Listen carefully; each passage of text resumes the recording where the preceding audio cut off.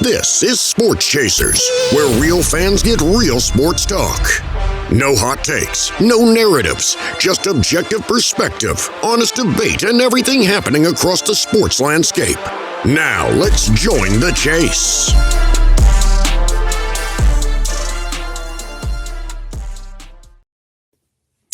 Hey, good evening, everybody. Hope everybody's had a great Tuesday, man. When you see this, when it's being recorded, Tuesday, January 28th? 27th, excuse me, 2026, man. We're moving right along here in the brand new year, man. Hey, before we start, man, this is the interview sessions, man. Make sure you like, click, and subscribe to our channel. Make sure you hit the bells for all the great notification, and those that are listening on the podcasting side on Apple, Spotify. Hey, you know what to do. Give us that 5-star review. 5-star review. Love us or hate us. Let us know how we're doing. That review absolutely helps us with the algorithm, man. And shout out to y'all that have been hanging out with us on social media. You're seeing the clips. Y'all responding to them. We appreciate it very much, man. Listen, we got a treat for you tonight, man. We're going to talk about some medical stuff, man. You know, from a doctor. You know, I know I look like one today, man. Yeah, you're like, hey, what's up with the moderator? He got his tie on today and all that stuff. What's going on with him, man? I just switched it up a little bit tonight, man. But we got a real treat for you, man. Listen, this gentleman, I'm going to bring him on here in a second, man. But you know what we're doing here? We absolutely give people the proper introduction, man. So tonight, without further ado, let's just get on tonight. Tonight on the Sports Chasers interview sessions, we're joined by a true disruptor of the intersection of sports medicine, regenerative science, and human performance. Our guest is Dr. Rhee, a nationally featured sports chiropractor, regenerative medicine innovator, author, and former elite sports practitioner who isn't afraid to challenge how we think about healing, recovery, and performance. Dr. Rhee has worked at the highest levels of sports, serving as a chiropractor with UCLA Athletics and later as the official team chiropractor for the Tampa Bay Buccaneers of the National Football League from 2015 to 2018, working with other NFL, NBA, MLB, NHL athletes, Olympians, and elite performers. But what truly sets him apart is what he's building now. Dr. Rhee is the founder and CEO of Regen. That's right. He's got it patented with that little small R in there, a patent-pending, cell-free, needle-free regenerative platform that challenges traditional stem cell therapy by focusing on topical biological signaling without injections, surgeries, or downtime. He's been featured in AP News, Yahoo Finance, Business Insider, MSN, and appeared on 20-plus major podcasts, including this one, including Dave Asprey's The Human Upgrade and Dr. Patrick Porter's Brain Tap. Dr. Rhee is also the author of The Future of Regenerative Medicine and The End of Exercise, where he questions whether modern exercise and rehab may actually be doing more harm than good, and what the future is healing may look like instead. With the background that includes U.S. Navy aircrew service, leadership shaped by dyslexia, and a career built on questioning the status quo, this conversation will change what you think and you know about recovery, performance, and medicine. Chasers Nation, get ready. Please welcome Dr. Rhee. Let me bring him on here and let me give him some applause while I'm at it. Doc, what's up? Hey, Kevin, thank you for the intro, man. That was awesome, dude. I need that every day right there. Man, I'm going to send it to you, man. There you go. Hey, you're like, hey, do this one. This is what the Sports Chasers did for me last time, man. Yeah, we got you, man. Doctor, how's it going today, man? I'm really excited to talk to you about this, what you're doing, man, and what you're doing with sports medicine and how you're trying to, doing your own thing when it comes to that, what you got going on with that. So, but let's start out. How did you become a doctor, and what kind of doctor are you that you wanted to get into chiropractic? What stemmed from that? Well, when I was younger, I was growing up and kind of developing into that athletic kid.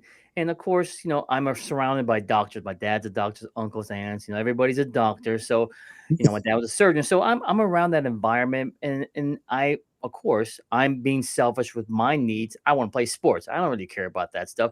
But because osmosis, you're seeing it, and it somehow develops as a character inside you to help people.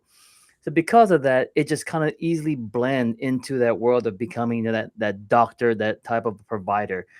but I didn't really believe in the pharmaceutical world, the injection, the surgical route, like my dad and everybody else was. So I wanted to do what athletes want, is the preventative and just work on their biomechanics to get the best performance.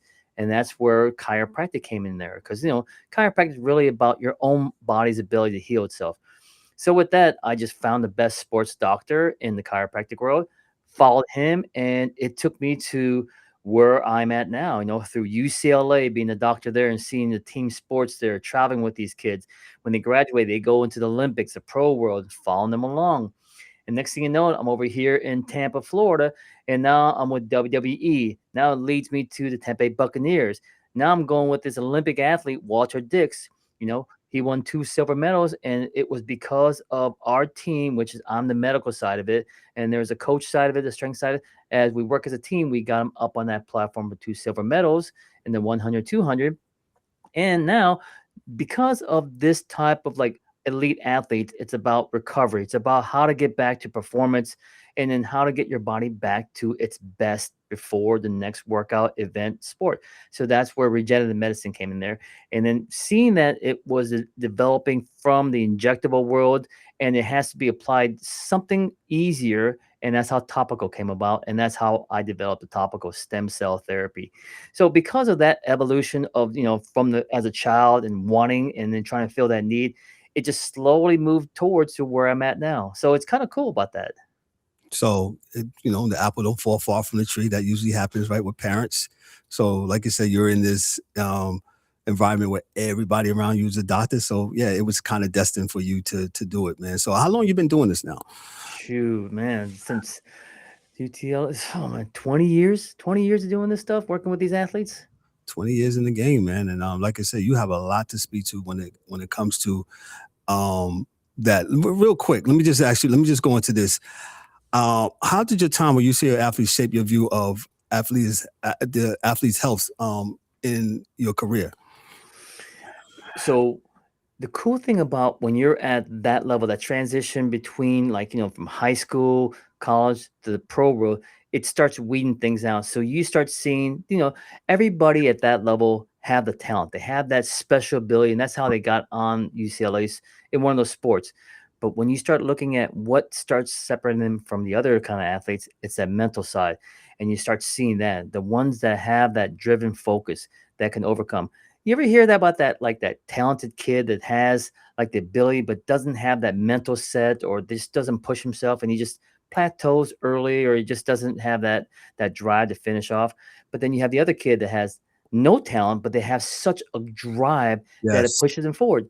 So once you get to a certain level, you start seeing, especially when you get to that level, you start seeing mental is such a key ingredient.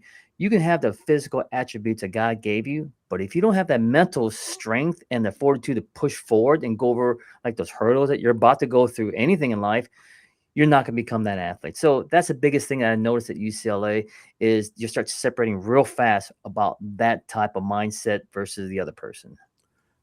Listen, you said it too. I tell my niece all that time, all the time. I don't have kids, but I tell my niece all the time. Kennedy, shout out to Kennedy. I know you'll be watching. Hey, don't let nobody outwork you. I said one thing in life about me: I'm not gonna let nobody outwork me, and I'm gonna have the mental fortitude to make sure I get to where I need to go. And like you said, that's so important. And kids learning that early. Sometimes it's environment, sometimes it's just push, sometimes it's just plain old desire, man. And like you said, those that have the God-given talents, if they have that within themselves to just, get the mental fortitude to push forward, it definitely, it'll help them out, man. So, kudos to you for checking that out, for learning, that in the beginning. You spoke about openly about military discipline and dyslexia, and how did these experiences influence how you think, lead, and innovate of what you're doing now? So let me tell you about this dyslexia thing. So I always had a problem with reading, spelling, and I'm like thinking like, I think when I was younger, I remember talking real fast and slurring a lot, because when people look at me, and if you say the words fast enough, it kind of sounds like the word that you're trying to say, or you're trying to spell out. So you say it real fast. So, you know, if you look at anybody in like the entrepreneur, the business mind, I think most of us have a little sort of dyslexia because we know how to overcome like these tasking, and there's always a different way of looking at things. Yes. So like for instance, like you know how you always say there's 80 or 90% of the crowd's going this way, be the 10% going that way, and you become that special kind of group or special person. Right. Well, that's dyslexia. You have to overcome to to try to do things that are like normal for other people. It's a challenge for you, but you figure out a way. So because of that, I was how would you say, like, when I was younger playing sports, you're going through your hormones, you're kind of angry, you kind of go through that little evolution of like, you know, getting a little trouble, the teenage stuff. So you know how you know how it is, right? All of Hmm. a sudden you get in trouble, and you say, I don't know how I got here. I just know that it's someone else's fault, right? It's not my fault, it's someone else's fault. So I had no choice but go in the military. So when I went in the military, luckily I scored high enough on the ASVAB score I can pick any job. So then it led me down to the aviation world where I was able to do flying, go through all the training and all that. It took a long time, probably 18 months of this training. So the military gave you that ability to whatever disability you have, whatever challenge you have, it tells you that you can do these things by these little victories, these little study sessions, these little like testing that you can Right. just put together and apply that into the big picture. So thank God I went to that. I mean, if it wasn't for the military, there would be nobody here right now. There'll be nobody to see. I know that for a fact because it gave me the ability to say, hey, I'm somebody. I can do it. And I don't care what people say about me. I can accomplish things. And it just started, those little things that you start looking inside to build yourself up. It just put me into that disciplinary action of like, all right, let's do this task, but we have to do these little teeny tasks to get to that task. And just don't look too far forward in the future. Just look at these little things and then put your head down and push through. So the military was a strong, like almost a foundational teaching method for me. So I am able to take those things I learned and Right. apply it still to these days. Shout out to you. Salute to you, veteran. Thank you. Thank you for what you've done for us, man. When did you realize that um, conventional healthcare wasn't enough for elite athletes, performers? When did that light bulb come on for you?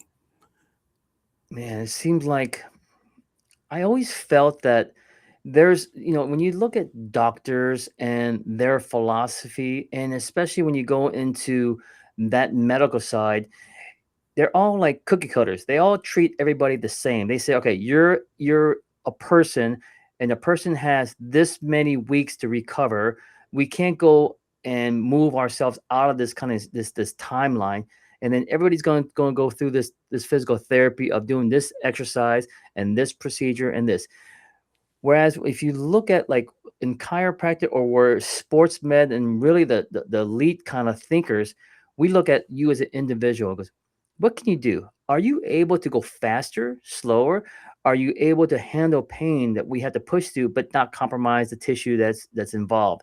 Because the idea is that you have to get the environment into like a healing environment, right? You want the tissue to be ready to heal, but there's a lot of barriers. There's inflammation. There may be something else that may be a tear, but you can work around the tissue. So you have to have someone that understands the anatomy, biomechanics, and then work around it and then work as a team. I always say that if the athlete doesn't trust you, your therapy is going to be terrible. You got to get him to understand it. So when I talk to an athlete, I go over the simple things like anatomy, the structures that are there and what's compromised or torn and what it's for. And once they understand the whole, like the actual biomechanics or the physiology of what's going on with their knee, then you can take the next step. How do we take it back and put it back to a normal setting? And then they'll ask you, can we go faster? He goes, we can go faster, but it's going to be painful because we have to push harder this way. So once they understand this whole process and what they have to do, then it's so much easier for them to understand, okay, I got to go through pain. So now the recovery is easier. And now you can do things like performance. When you look at performance, now you look at things of their anatomy because not everybody have the same leg length or the hip angle. You have to work what they got. You can't force somebody to do something that their anatomy doesn't allow them to do. So Mm. you work around that. So there's a lot of things going on, but the biggest thing is that it's communication. Know your, like for me, I know my athlete and their anatomy and just understand what they have. Not everybody's the same, so that's how you treat it. Just everybody's different. I like the fact that you're a disruptor. on the low. That you disrupt things and with your thinking and with your mindset of hey, I'm not going to do a status quo, because it's like you said, it's cookie cutter, and every human being is different. I actually had a rotator cuff torn. I know you probably don't do rotator cuffs, man, because you do chiropractic thing, man. But you're right, and shout out to my doctor, man. I think he did an awesome job of rehabilitate me and the people that rehabilitate me, and not just, I guess, as you said, making it out to be where it's just one size fits all. Nah, man, just you got to make sure, especially with athletes, those guys are at the highest level of their profession. You think about the NFL, those guys now run faster, stronger. The NHL, NBA, Major League Baseball, tennis, golf, man, all that stuff, man. All these guys are performing a high performance, and you're able to get them right. Let me ask you this: how does being excuse me, a team doctor, how is the hierarchy on that? I always wanted to know that. Like, Oh, well, yeah. What's the hierarchy between the doctor? I know there's a bunch of y'all there, but how does that work?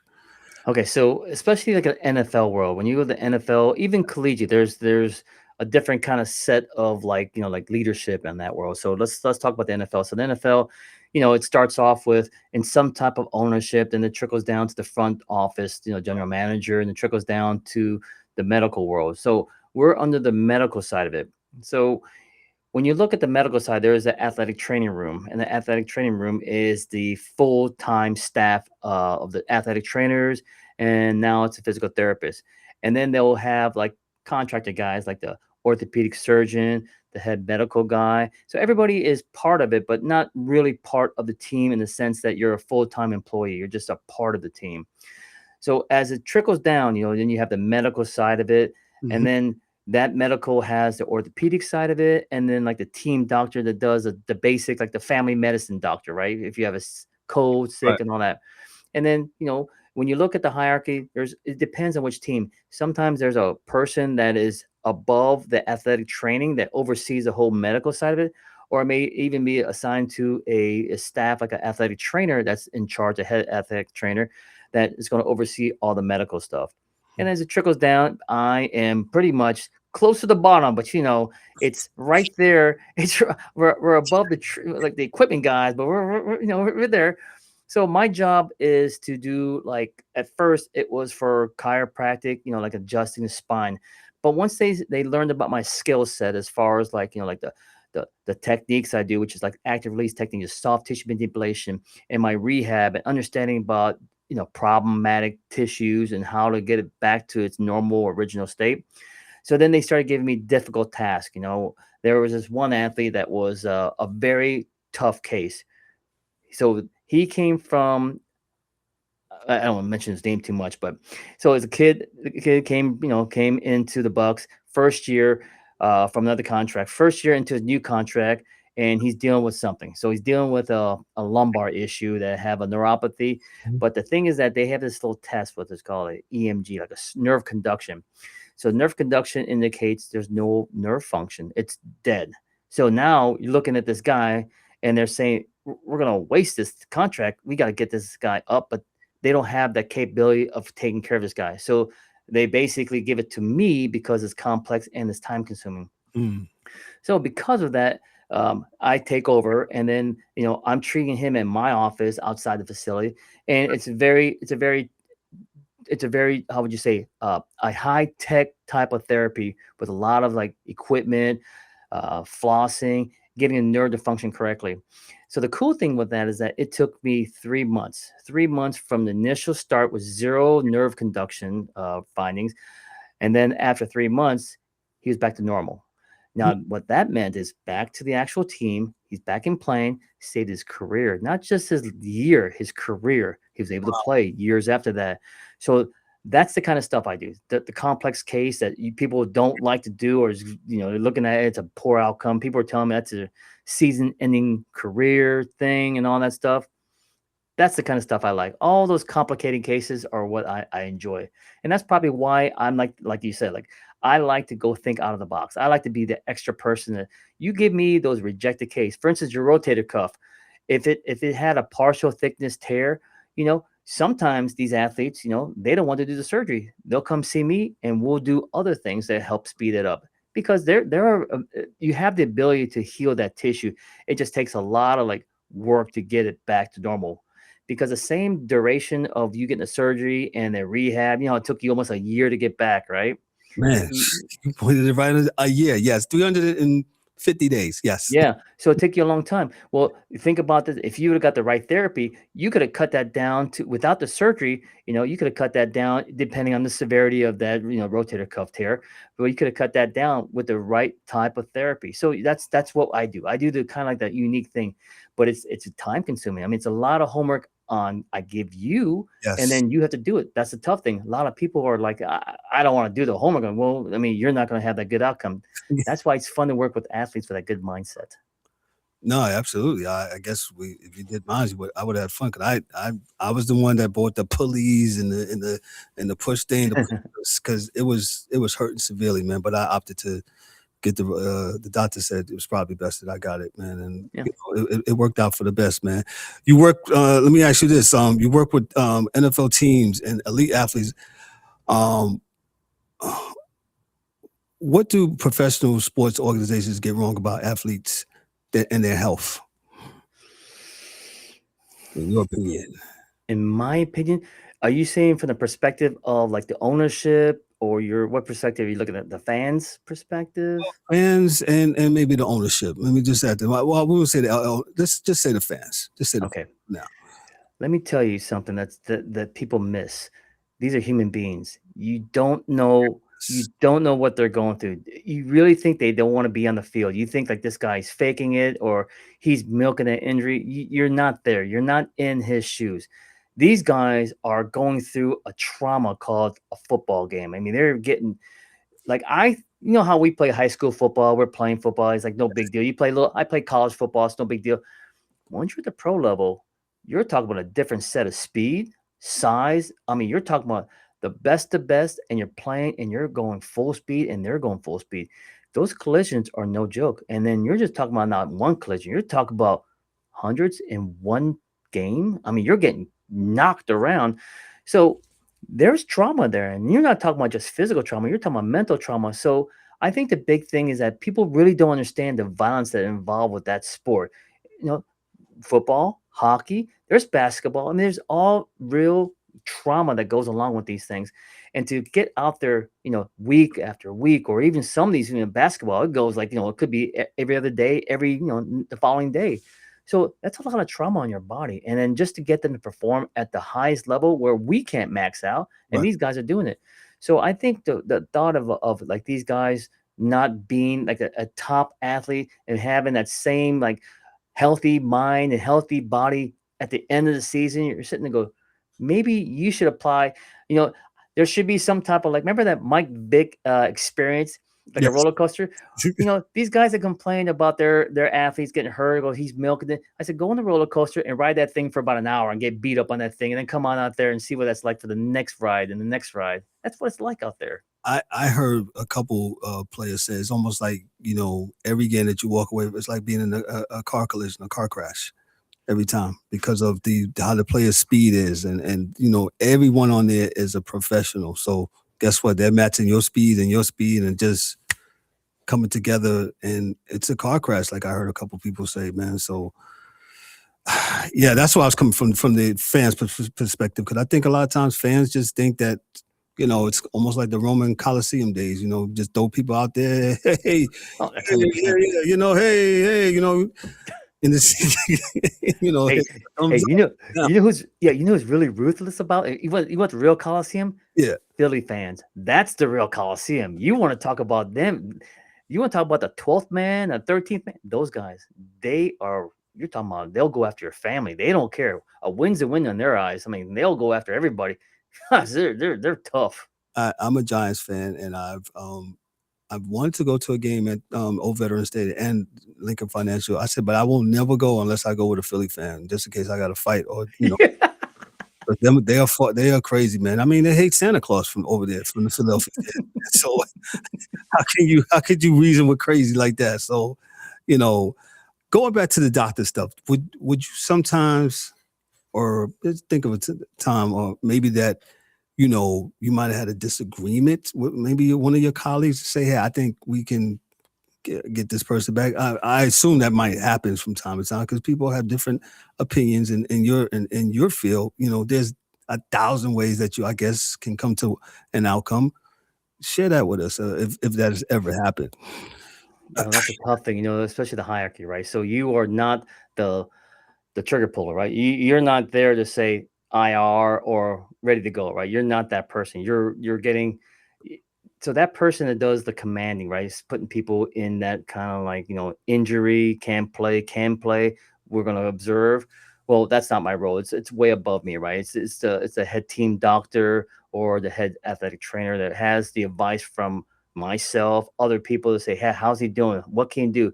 So for instance, like I'm a soft tissue guy, right? So we look at things like the hamstring or the pec, those are bicep tears, and they ask, all right, you get the MRI reading and it shows definitely a tear, but is he able to still go? The hamstring, you have 3 of the hamstring muscles, maybe one of them's compromised, and then you work with him and they say, is he ready to go? So then you do the test, you give him, you give the test, and then they may say, it goes, okay, he can go, but then you find out you're compromising him. Right. So I see that a lot when it comes to that world in that professional arena. Because don't forget, the objective is to win the game, right?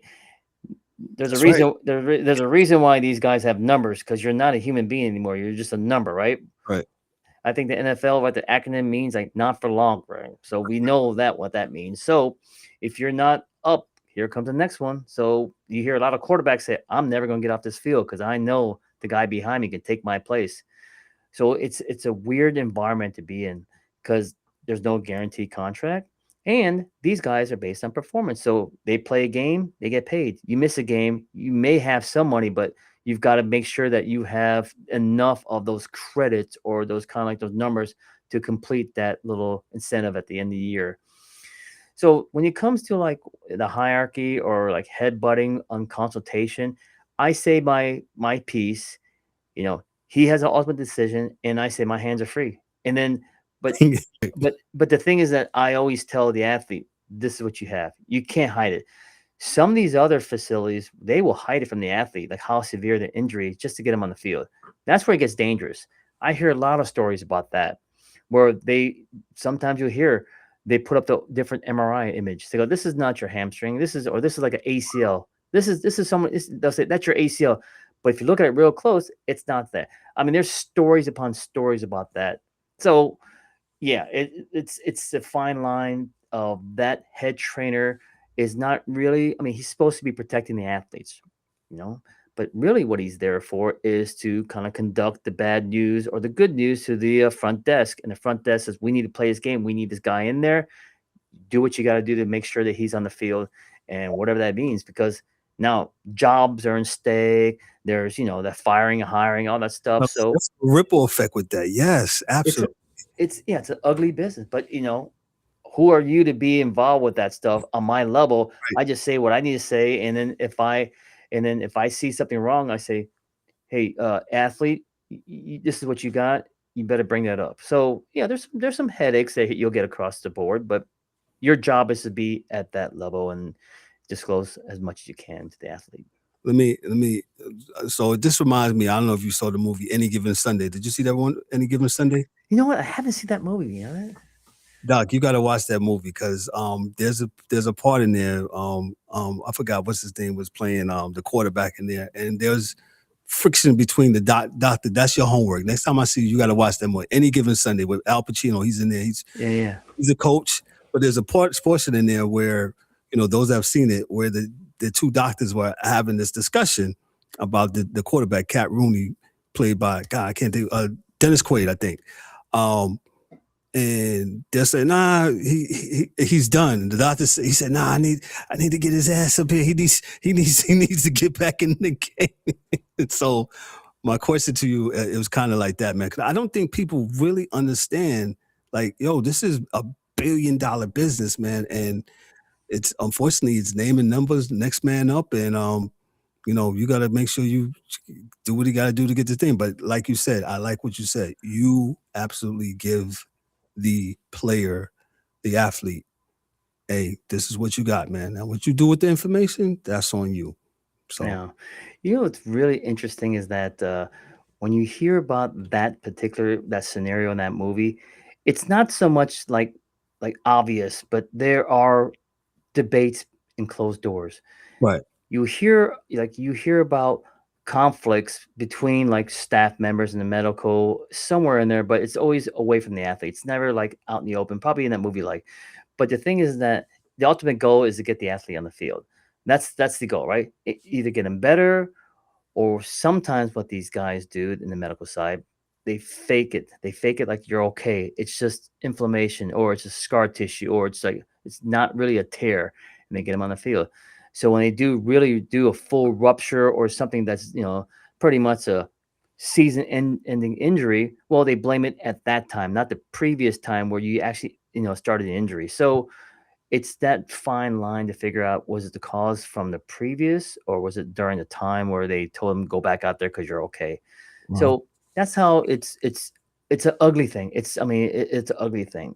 So that's why I always tell fans, or when people start complaining about this guy, goes, you don't know the whole story. Like anything else, you want to hear everything. You just don't just assume that he's just being this and that because he's not mentally there, or he's scared to play, or maybe it's a contract thing. You just don't know. Yep. So it's how that goes, right? We all hear stories on one side. You got to hear the other side. Correct. Absolutely. Let me dive into this regenerative medicine and the disruption, as I called it before. Stem cells therapy is a buzzword, but also controversial. What is most misunderstood about that? All right, stem cells. People think that these cells, live cells, you hear about. I got 10 million live cells in my body. I'm getting these cells from Mexico. I'm getting these cells live, live, live. Well, here's the thing. Live cells, they have these things called nucleus, and they have a chromosome, DNA. They have these components in there Mhm. that's supposed to do something, right? It's supposed to replicate. It's supposed to, kind of like make other stuff. Well, there's no way that chromosome with its own codes, it's got these codes are like a million type of choices and like information can duplicate the same as your target tissue. There's no way it can mirror that. That's impossible. So then people, they think that these cells are going to turn into mutate into that cell. What it is, it's about signaling. It's a signal that comes from these cells, and these signals are like proteins, cytokines, enzymes. They're just information that tells your existing tissue to say, turn on, do something, do your job. Just like how in our own body we have a system called the hormones, right? It travels a little further. It goes from like the brain and goes into like an organ, and it says do something, and that's the hormone. So that's what's called the endocrine system. When Yes. you look at these regenerative medicine and you look at these cells, right? These cells and this information that comes from these cells, well, they call it cell free, no nucleus, no DNA. And it's just have information. So that when that informational cell gets next to your target tissue, it's what they call the paracrine effect. The paracrine effect is cell to cell communication. And it says, do your job, regenerate. Because as we get injured or we're older, we start losing that signal. So we have to bring brighter, stronger information, just like high beams. Turn on your high beams, and there you go. Now you can see. Now you can regenerate. Gotcha. Walk us through Regen. What makes a cell-free topical regenerative platform fundamentally different? Yep. So think about the old days of everybody says, all right, we have to do some type of stem cell therapy. And it's always like the classic, you got to go through the skin with a needle, and then you have to inject it, and then, plunge it away. And then you've just delivered that stem cell or the signals. So the problem with that is that, especially in the professional world, you can't do regenerative medicine needles during the season because there's downtime from that needle. When Hmm. you do an injection, you're going to create trauma there. So then they said, all right, you've got to basically shut your body down for about a week, 2 weeks to recover from that, and then you can go back. Well, in season, you don't have time to recover from that. You want to just basically just do something and continually go practice, play, and be able to be out there. So, because of that, you're looking at that needle with the risk factors, the downtime, and some problems with needles. You want to have a different delivery system. And that's where topical came up. So if I can get these information through the skin into the deeper tissue of the muscle, tendon, ligaments, and get that to heal and get that information, well, that's where Regen comes from. Regen has that delivery mechanism, an agent that pulls it through the skin. And when it goes through the skin, it goes to that deep tissue and it heals. And the neat thing about that, there's no needles and no downtime. So they can continue playing, they can keep going, they can do their thing. And during that process, it's healing. So that's the big kind of future and the push that's going into the regenerative medicine. It's getting away from injections. Because think about what you're doing. You're putting a needle through your skin, through that part of the area that's damaged. And sometimes you have to even get into the damaged tissue and you made a secondary injury site. So that's 2 points of contact that you have to heal, the primary and the secondary. So it's almost counterproductive. So that's why a topical is so simple. And then now it's going to move into the world that you're going to apply it at home. And pretty soon you can buy it off the shelf and help yourself out. That's the cool thing. This whole thing is starting to become like more patient based. And then they have the ability to do what they want to do instead of going to a doctor, a clinic, pay the high price. So we're excited about the future when it comes to the topical. Listen, again, where were you last year when I had this rotator? Because I absolutely got 2 cortisone shots in there and it did nothing but hurt. So you felt that needle then? So I'm with you on that. So we're definitely pushing on Regen on here, man, making sure that, like you said, the topical thing, and you make sense when you talk about the needle and it's causing what? Trauma, if you think about that. So shout out to you for thinking outside the box. Like I said, you're the disruptor. And I think that's good. Let me get another question in about this. Why is biology signaling more important than live cells then? Okay, the big thing with live cells, going back to that nucleus, chromosome, DNA, is that when you inject into your body, you don't know what's going to do. What is it going to make? Let's say you take that DNA that's supposed to turn into like a hair follicle or an organ like a heart, and you inject your knee. Well, you're going to make that type of cell, and then that could be the possibility of that tumor formation. You don't want that world. You want to stay. That's why you see things like like like microRNA, these signals, the information. That's all you want is a signal to have the ability to tell your own tissue to do its job instead of bringing something in there and saying like, all right, I'm going to mutate and turn into whatever I have my code to your different code. So that's the big thing. The signal is what you're looking for. The signal is a smaller molecule, safer, and the information is what you want. So you have the tissue to do it. Everybody has the ability to regenerate. You just need a signal. You need something that says turn on. And that's what it is. So when you start going into that world of regenerative medicine and it's moving to the future, you're hearing big words like exosomes. You're hearing these what do you call it, like peptides. Well, these are information. That's all it is it's a cell-free, it's information to give to your body to do something. So that's what the interesting thing is. You're starting to hear it in different form, but it's going to be cell-free moving that way. Wow. That's major right there, man. The book, The End of Exercise, you got this as a bold title. Are you saying exercise is bad for us? Elaborate. Okay, so that book is a very interesting book. I just released that not even like 2 days ago. That book is based on whole body vibration. It's all about how your body just basically utilizes this vibration. It's a triplanar action, the power plate device. So you stand in this thing. So, when we're younger, we're looking at any type of workouts to get us looking better, physique. When we were younger, we didn't care about health. We just want to look young, right? We want to look strong and big. So we're looking at the older age groups that we have that arthritic situation, or we can't do anything that really we need to benefit from exercise, which is the cardiovascular, the things that we need to help our body move. So when it comes to like that type of patient that has arthritis or they have a balance problem, but they need to exercise, well, that's what this whole thing's all about. It's that whole body vibration power play. So the whole body vibration, the big secret is the activation of nitric oxide. You want to increase the circulation of your blood vessels in your legs, in your arms, in your brain, and you want fluid to move. you don't want static fluid, because if you have a venous flow that's like, you get the varicose veins, you're not getting that return flow, or it starts slowing down, you're susceptible to things like, DVT, deep vein thrombosis, or some type of claudication, or you get ischemic tissue where your legs swell up because you got poor circulation. When you walk, you exercise, you increase that ability to get that stuff going. Well, some people can't do it. So the secret is that skip the workout and just go right for the nitric oxide activation. And that's what this power plate, this whole body vibration does. So the book is really talking about this vibration can do a lot of things, not only for circulation or cardiovascular disease. It also looks at every disease and it helps co-manage those problems, all the way from like, dementia. Dementia is a big thing about, I don't want to go too far into it, but dementia is a unique thing that they're discovering about these plaquing, right? We have these like amyloid beta plaque or these tau proteins in our brain, right?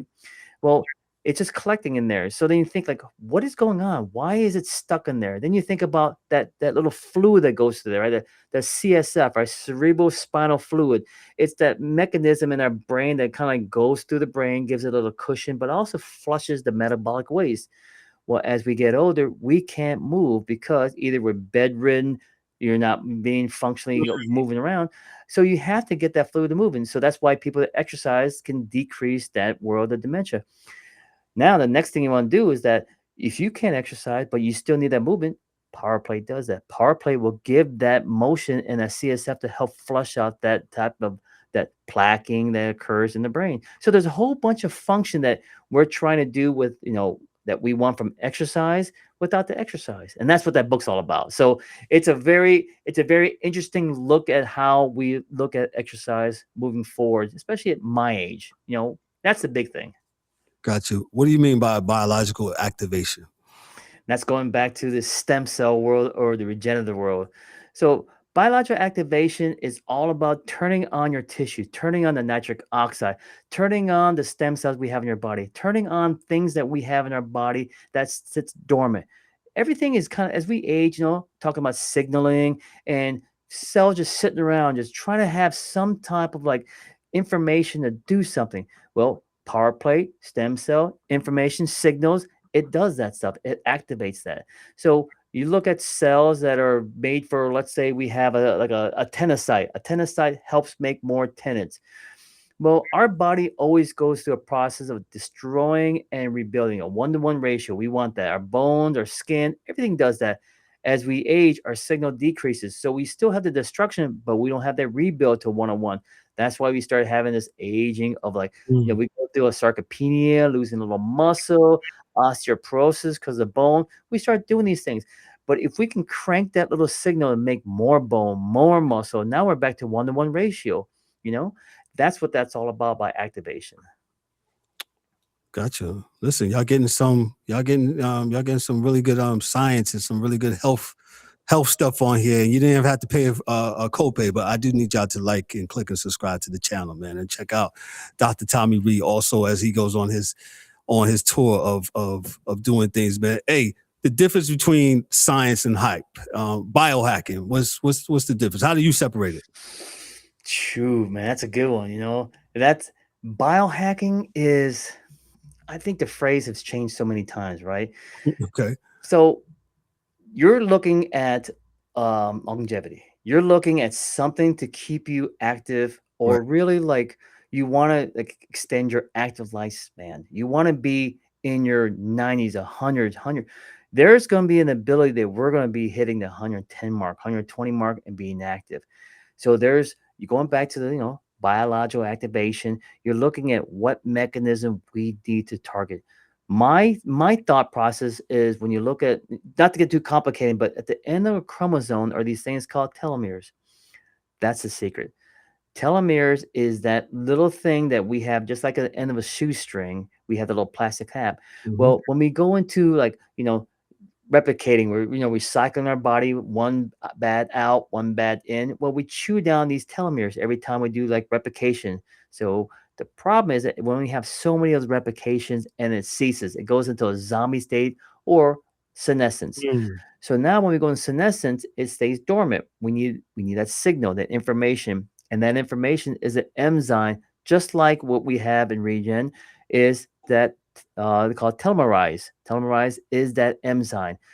That's a secret. Once you figure out that secret, you're going to start seeing cells having a 1-to-1 ratio, building and destroying, building and destroying.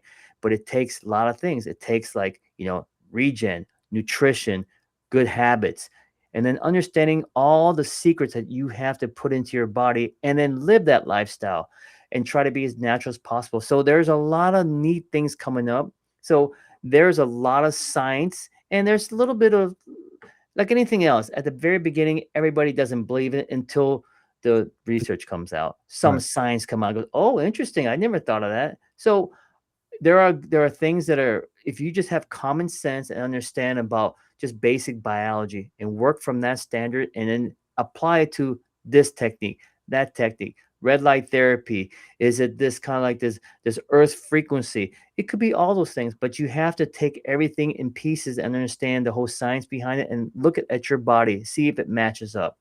So I look at everything. I don't say that don't work. You have to take it for just itself and then do your own research and say, does it make sense? Is it really targeting that particular tissue? Why doesn't it do this? Why does it do that? And then see their scenarios and then see their papers and research. And then does it make any type of possibility to blend into my life? Right. So when I hear about biohacking, I don't disregard it. I listen to everything and then do your own homework. Chat GPT can help. All these things can help, and it puts into a real easy answer at the end when you put all these, these question answers together. That makes sense to me, and it leads to my next question. When I says, how do consumers, protect themselves from expensive but ineffective solutions? Hey, let me tell you something. ChatGPT is the best friend. You put in there, if you don't, so my office is kind of unique. I'm still in practice and I see patients, and I'm that kind of office that has like that third opinion, fourth opinion before surgery, maybe a bad surgery, and they come see me. So I'm that kind of doctor. Now I always educate them. It's about educating patient. And Yes. I encourage you, check out ChatGPT. Go Google it. You'll know. I mean, if you don't believe me, here, use those data sources. There's a lot of information you can get from the internet. Don't be afraid to use it. If you don't feel comfortable with your provider and he's not giving you that type of like response to your questions, that's not your guy. I mean, he may be like world renowned, but if he doesn't have that bedside manner that you're agreeing, the difficulty of you recovering from any type of like complex case is going to be poor because you're already not on his side.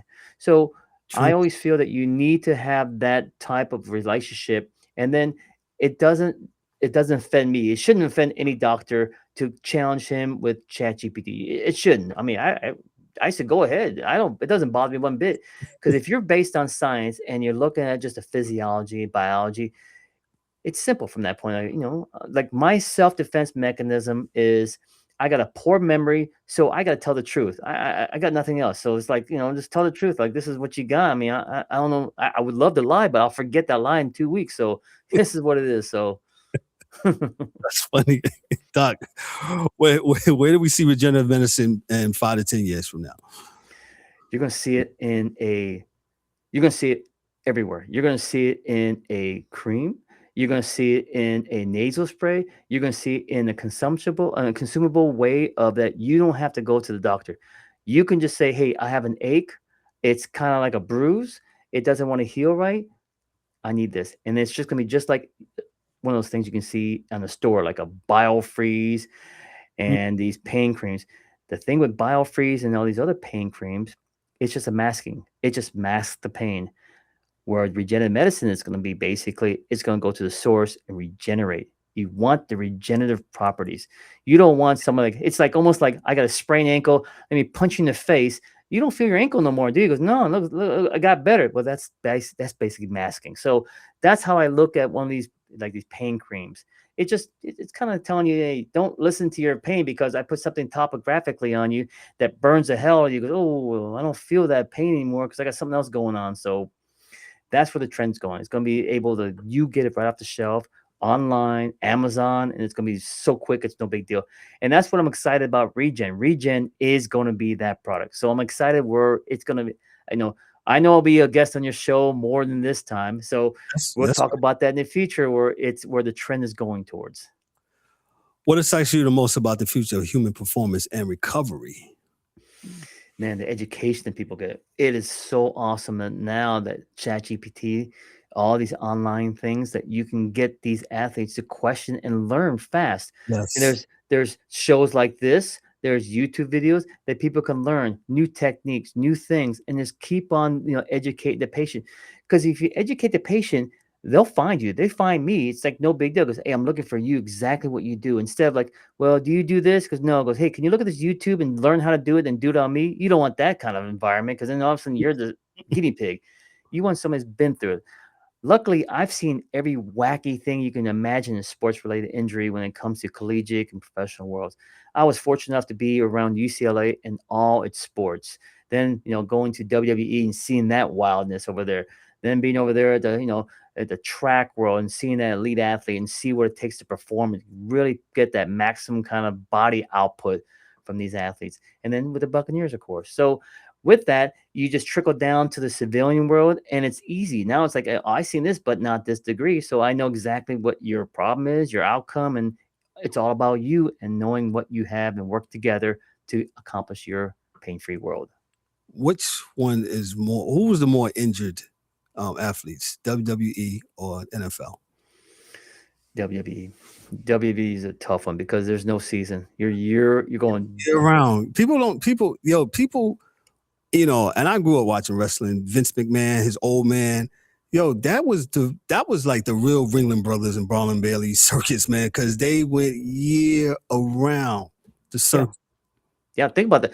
Think about like once you get on your kitchen table and just land on your back about 5 times. You do that every day. See what that feels like, and then that's it. Because and then sometimes go have your buddy, and then both of you guys land on your back with that feeling of all that weight on your back.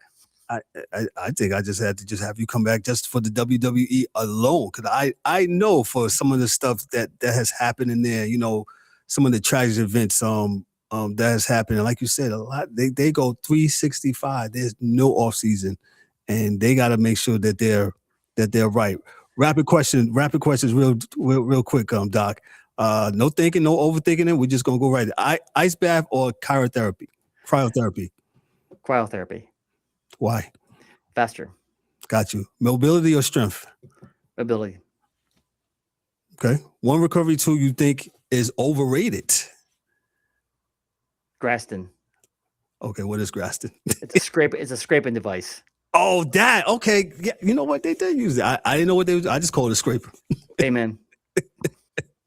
Exactly. There you go. There you go. It just felt good in the moment, and then afterward, I was like, okay, what was that supposed to do? But hey, I'm certified in that thing, and when I was going through that certification, I looked at him and goes, "This is a therapy? You got to be kidding me!" I get it, man. It's a cool looking thing, and people can get some kind of like they call it pitaki when you start getting that redness in your skin. But what you're doing is you're increasing inflammatory world. You're bringing more swelling in the world. And sometimes you get actual bruising in the area. So now you're counterproductive. It's like, that doesn't make sense. Why do you want to bring more junk in that area? So like I never thought about like using that after that little world. So like I said, well, look, now you didn't really enlighten me. Because I thought, I was like, man, this tool it's cool, but I'm hurting right afterwards. there you go. One recovery tool people should take more seriously. Rest. A lot of rest. And rest does what? Regenerate all your cells and all that stuff. People underrate that. You're right. You're not really at full optimal of yourself unless you have some rest. Big thing is that people overtrain because there's a side, the mental side where you push, but you've got to learn the other side, which is recover. You're breaking down tissue from working out. You're breaking down tissue from trauma. Just give it time to recover and you're back to 100%. When you go push yourself and you're at 80% and you go push yourself, then you go down to 60%, you learn that your performance drops down. You're asking yourself, what is it? Is it me? Is it mental? Is it like something I ate? That's the big thing. Rest. Gotcha. Biggest myth in sports medicine? Pain med. Masking the pain. Wow. Most common mistake weekend warriors make?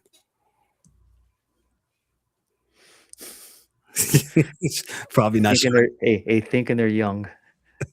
I was gonna say not stretching. Yeah, I mean, you remember when we were young, right? We just go out there and say, "All right."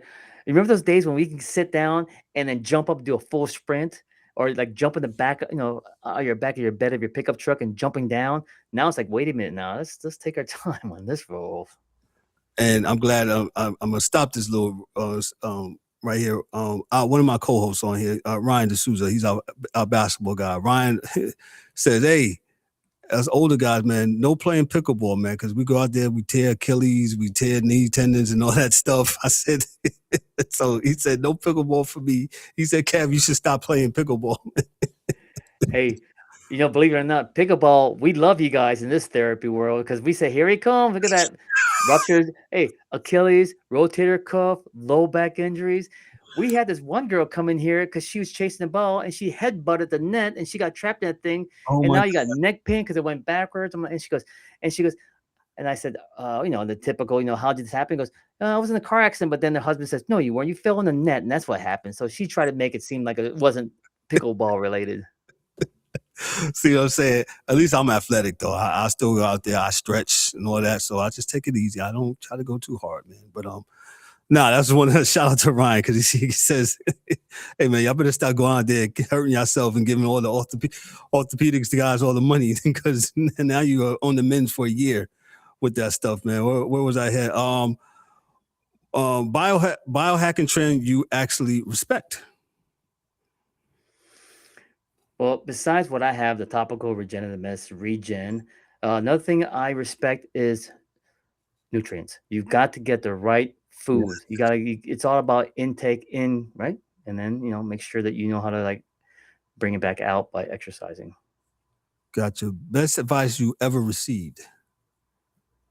Never quit. Never quit. If you never quit, you never lose. Never quit, you never lose. That's a bar right there. Discipline or curiosity, which matters more? Discipline. Hmm. Discipline. Curious is cool, but if you don't have the discipline behind that curiosity, you're never gonna like find the answer. That's a fact. That's a fact. And this is my last question. I've had so much fun doing this with you tonight, Dr. Rhee. If someone listening tonight could take just one step toward better recovery and long-term health, what should it be? Knowing when to push and knowing when to rest. Listen to your body. Your body is the best biofeedback you have. You guys just got to know. You just got to know where you're at in life. Going for that hard one max rep, and then you're injured and you want to push through, be careful. That could be something you don't want to get involved with. Wow, this has been really fun. Ladies and gentlemen, he's Dr. Tommy Rhee. Doctor, this was absolutely phenomenal. You took me back to biology class. Some of those terms I did recognize, so I was paying attention. I appreciate you to breaking things down to a C student's perspective as well. So I think I had so much fun. Like I said, we're going to have you back doing this. I actually want to do something just with the WWE because I know that world is probably crazy. And how long did you work there? How long was you with them? No, as far as like traveling with them, it was just like maybe one or two events, but there was like a training facility. I forgot what it's called here in Tampa, Florida. They got me involved with them. And then when I was in California in Santa Monica, there was, in America it's WWE. In Japan, it's called New Japan Pro Wrestling. Mm-hmm. And they had a training facility in Santa Monica. So I was part of that group too. And so they had their Japanese athletes from Japan come to Santa Monica train. Mm-hmm. So I've seen like different levels all the way from that high level with, the Batista and the Cenas. I've seen that, worked with them, and then all the way down to the guys that are doing those little garage shows, the little warehouse shows. So, but they all do the same thing. They all have to start the same place. They all get beat up and they are trying to get to that top level. So yeah, I can definitely talk on that. And it's interesting about that. It's all based on that old Japanese Asian culture of hierarchy and respect. It's very unique in the backstage of these places. We will absolutely have you back on for part 2. this is absolutely interesting, man. Like I said, this is really good, man. I appreciate you so much, Dr. Tommy Rhee. Like I said, it was a pleasure meeting you at Podfest in person. Like you said before when we came on, it's, yeah, we do these things in digital spaces, man, but it's so much better when you meet people in person and actually really get to tangibly, shake their hand, give them a dap, whatever. So I'm glad that I saw you at Pod Match at their table. Shout out to Alex Sanfilippo, man. He's been doing an amazing job with his company with Pod Match, which is the reason why you're here. We've been on Pod Match probably for now 4 years now. And I've guest on shows, and I have a lot of people guest on here. So it's been a very godsend, and I appreciate it. I'm gonna let you have the last words before we cut out of here, Dr. Tommy. What you got for us? Well, not much, man. I just want to say thank you very much, Kev, because I really appreciate the opportunity to talk to you, your listeners, and just have a little conversation. I like it. If you want really get involved with Regen, you can go to my website, and it's Regen, RHEEGEN.com. You can learn about my topical stem cell cream, and there's some questions that you might want to ask. There's an info button there you can ask. There you go. And then, there's a bio right there. You can see all the stuff I got involved with. And then if you really want to learn about stem cell and the regenerative medicine in the future, there's a book there. So I wrote a book. It's called The Future of Regenerative Medicine. It's on Amazon. And then just type my name, RHEE, and The Future of Regenerative Medicine, and it should pop up and you'll see it. And the neat thing about that book is that there's 2 points of view. There's a science side of it, where you can go through all that little information and the science talk, or you can follow the journey of Jeff, and it goes through a layman's point of view of what this whole world of stem cell, what it is, where it's at now, and where the future is at. So it's kind of cool to read that. It's a real short book. Gotcha. Dr. Tommy, this has been really great. Like I said, all the his books, the website, it will be in the description. Make sure you cop his book, get his book, go to his website, check him out.